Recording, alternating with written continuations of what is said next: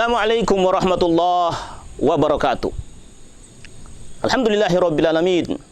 Wassalatu wassalamu ala asyrafil anbiya'il mursalin Sayyidina Muhammadin wa ala alihi wa sahbihi ajma'in, amma ba'd. Alhamdulillah, jumpa kembali dengan saya, pengasuh Pondok Pesantren Abnaul Khairat Kabupaten Parigi Motong. Kali ini akan mengangkat satu topik judul kultum kita, yakni salah bagi kita belum tentu salah bagi orang lain. Benar bagi kita belum tentu benar bagi orang lain. Kaum muslimin, pemirsa di mana saja berada dan dirahmati Allah Subhanahu wa taala.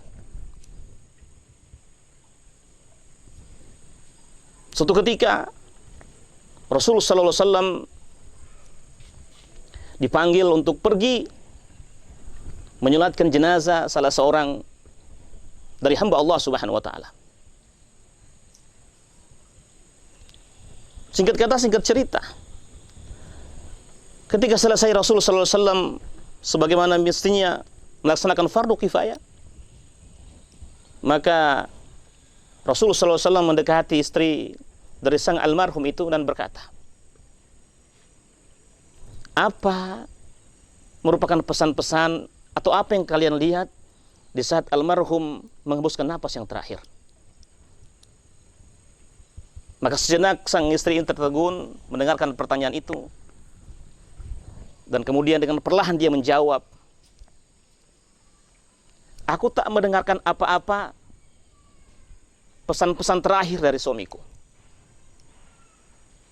Tapi ada satu kata yang dia bisikkan setelah aku mendekati almarhum. Ada satu yang aku dengar bisikan dari mulutnya. Dia mengucapkan 3 kali, seandainya, seandainya, dan seandainya. Tentunya kalau kita melihat ketika orang-orang dalam keadaan sakaratul maut atau najah, paling yang harus kita lakukan adalah bagaimana membimbing atau memandu almarhum, calon almarhum untuk bisa bersyahadat, bertauhid, minimal kalimat Allah yang dia sebutkan.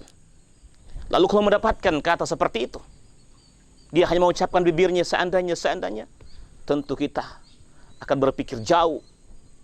Mungkin calon almarhum ini tidak mendapatkan hidayah dari Allah Subhanahu wa taala. Bukan la ilaha illallah dalam mulutnya, tapi seandainya dan seandainya. Pemirsa dirahmati Allah Subhanahu wa taala. Kita sambung pembahasan tadi, cerita kisah ini. Ketika Rasul mendengarkan ungkapan itu, dan apa yang terjadi kaum muslimin? Ada sebuah bisikan, mungkin ilham atau hidayah. Ternyata kata seandainya itu mengandung arti 3 kisah yang dialami oleh almarhum ini. Dan konon kabarnya almarhum ini adalah seorang ahli ibadah. Dia tidak pernah meninggalkan satu salat berjamaah sedikit pun. Satu waktu pun tidak pernah dia tinggalkan, meski dalam keadaan tak kuasa. Ternyata dikisahkan dalam riwayat itu, kata seandainya yang pertama adalah ketika dia hendak keluar rumah untuk sholat berjamaah di masjid. Dia mendapati ada satu orang tua yang dalam keadaan buta. Maka dia ambillah, dia bimbinglah orang buta itu sampai ke masjid. Di saat-saat dia sakaratul maut, istrinya menyuruh dia untuk beristighfar, untuk bersahadat, tapi tidak dilakukan, hanya mengucapkan seandainya. Dan ternyata kata seandainya itu, di saat sakaratul maut, dia mendapatkan gambaran pahala yang dia terima ketika dia membimbing seorang buta ke masjid. Sehingga muncul dalam pemikiran dan terucap dalam mulutnya, seandainya saja jarak antara rumah dan masjid itu masih panjang, masih jauh, mungkin lebih besar amalan yang aku dapatkan ketika membimbing seorang buta ke masjid untuk berjamaah. Subhanallah, kaum muslimin dirahmati Allah Subhanahu wa taala. Seandainya yang kedua, ternyata suatu ketika dia pergi keluar untuk sholat berjamaah. atau dia pergi keluar suatu tempat dalam keadaan hujan deras, maka dia dapati ada salah seorang yang dalam keadaan basah kuyup sedang berteduh di satu pohon. Dan kemudian dengan hati ikhlas dia mengambil satu jubah hitam. Satu jubah hitam yang sudah kusam, yang sudah lama, dengan tujuan agar bisa meringankan rasa dingin dari seorang hamba tadi.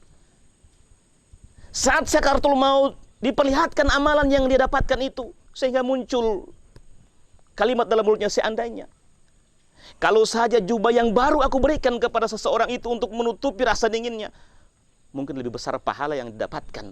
Sayang sekali jubah diberikan, atau jubah itu jubah yang sudah tua. Subhanallah.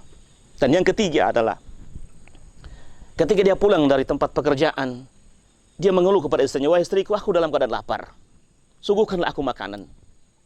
Maka sang istri pun pergi dan mengambil sepotong roti, diberikanlah kepada suaminya itu. Baru saja hendak dia masukkan makanan itu ke mulutnya, tiba-tiba berteriaklah seorang pengemis dari luar, ya Tuhan, berilah makananmu itu kepadaku. Dan dengan spontan seorang ahli ibadah ini, yang taat ini, dia bagi dua potongan roti itu. Dia berikan sepotong kepada sang fakir, seorang pengemis, dan dia juga makan sepotongnya lagi. Saat sakaratul maut, diperlihatkan oleh malaikat, ini pahala yang kau berikan, yang kau dapatkan, hasil daripada memberikan sepotong roti kepada seorang pengemis. Sehingga dia berpikir pula, seandainya kalau saja tidak sepotong, semua roti itu diberikan kepada sang pengemis, mungkin pahalanya lebih besar dari apa yang kau rasakan hari ini. Itulah kemudian kaum muslimin, ketika kita melihat orang dalam keadaan sakaratul maut, mungkin dia tidak bisa berbuat apa-apa, tapi hati-hati, ada hikmah di balik apa yang telah dia kerjakan selama hidup di dunia.